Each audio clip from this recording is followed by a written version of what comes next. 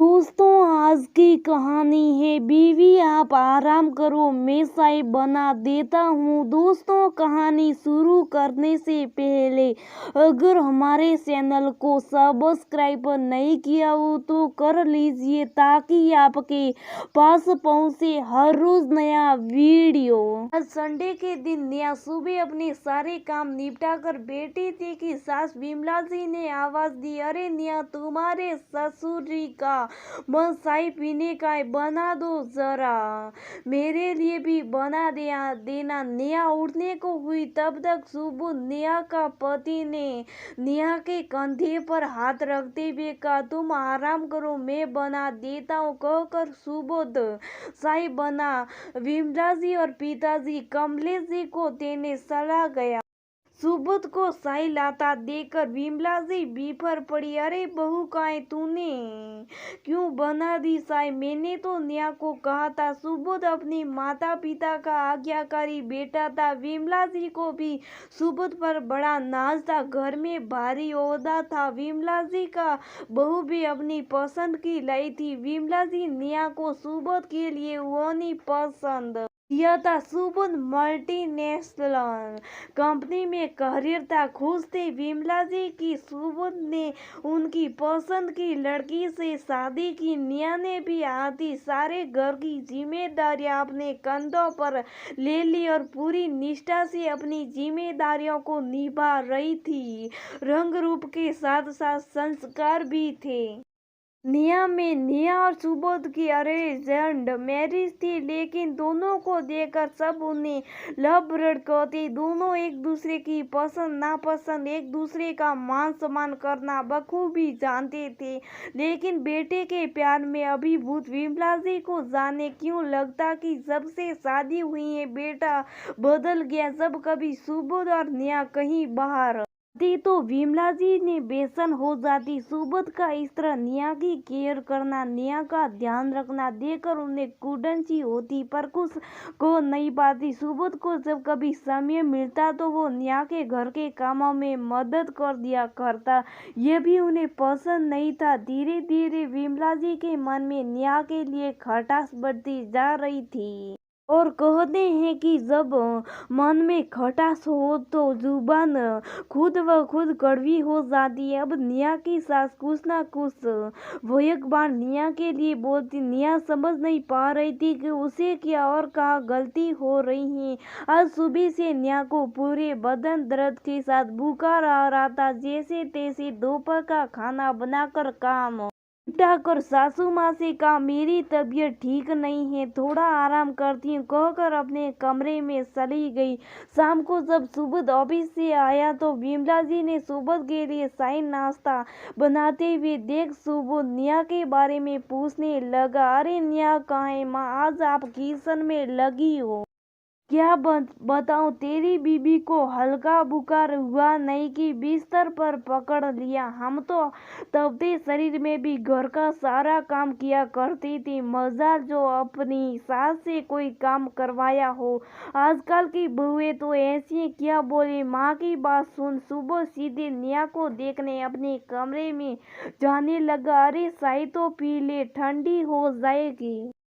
बुध को जाता देख विमला जी पति से कहने लगी, ये देखो, पता नहीं क्या कर दिया है मेरे बेटे को। नेहा ने जो ऑफिस से आती उसे देखने चला गया। अरे चाय तो पी लेता पहले, सच ही कहती है दुनिया बेटा तभी तक अपनाए जब तक उसकी शादी नहीं हो जाती। शादी के बाद तो बस अपनी पत्नी का होकर रो जाता है। विमला जी अपने पति कमलेश जी से बड़बड़ाते हुए कहा, अरे बीवी है वो, उसकी अपनी बीवी की तरफ से भी कुछ फर्ज है। सुबोध के अब हर पल तुम्हारे पलू से बंधा रहे, ऐसा तो नहीं हो सकता ना। कमलेश जी ने विमला जी को समझाने का प्रयास किया। अगले दिन नेहा का बुखार कम हुआ तो नेहा उठकर सारे काम निपटा रही थी। दरवाजे पर घंटी बजी। सामने नेहा की मौसी सास खड़ी थी।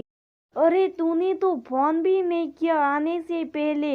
कह देती तो थोड़ा तैयारी कर देती। विमला जी ने सहकते हुए, फोन क्यों करना था, अपने घर ही तो आई हूँ, क्यों नया बेटा, मौसी सासने की तरफ देखकर कहा। विमला जी और उनकी बहन गप्पों में लग गई और नया किचन में इतने में सुबोध भी आ गया। सुबह तुम ऑफिस से इतने जल्दी क्यों आ गए, सब ठीक है ना, विमला जी ने प्रश्न किया।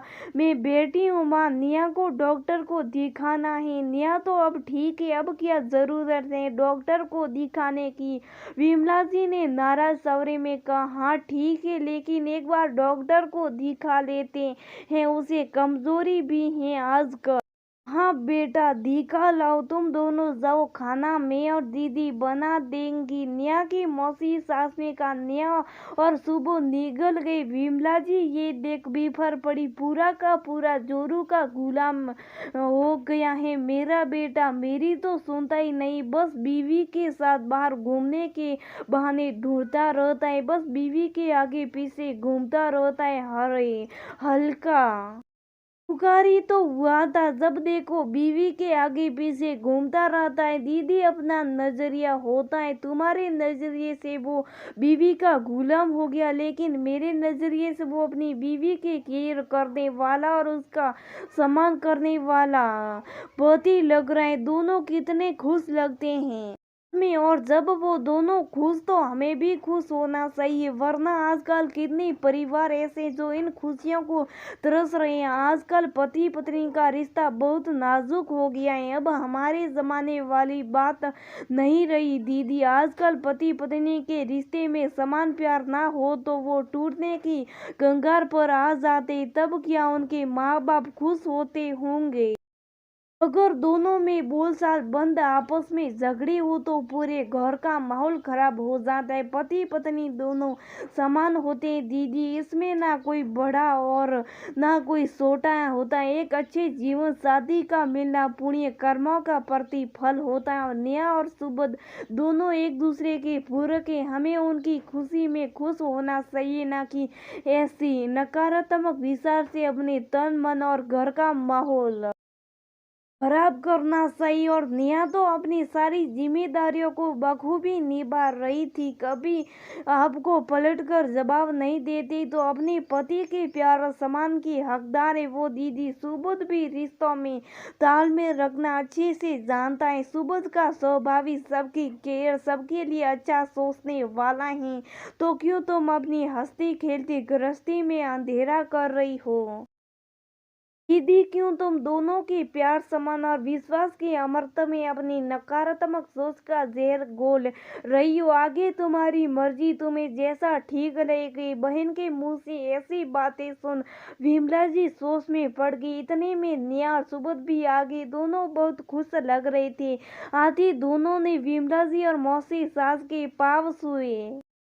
क्या बात है बेटा, बहुत खुश लग रहे हैं, विमला जी ने पूछा। माँ अब दादी बनने वाली है, सुबह ने कहते हुए माँ के गले लगे। अरे वाह, ये तो बहुत अच्छी खबर सुनाई तूने सुबोध, जीती रहो नेहा बहू, भगवान तुम दोनों को ढेरों खुशियाँ दे, मौसी सास ने नेहा को आशीर्वाद देते हुए बोली।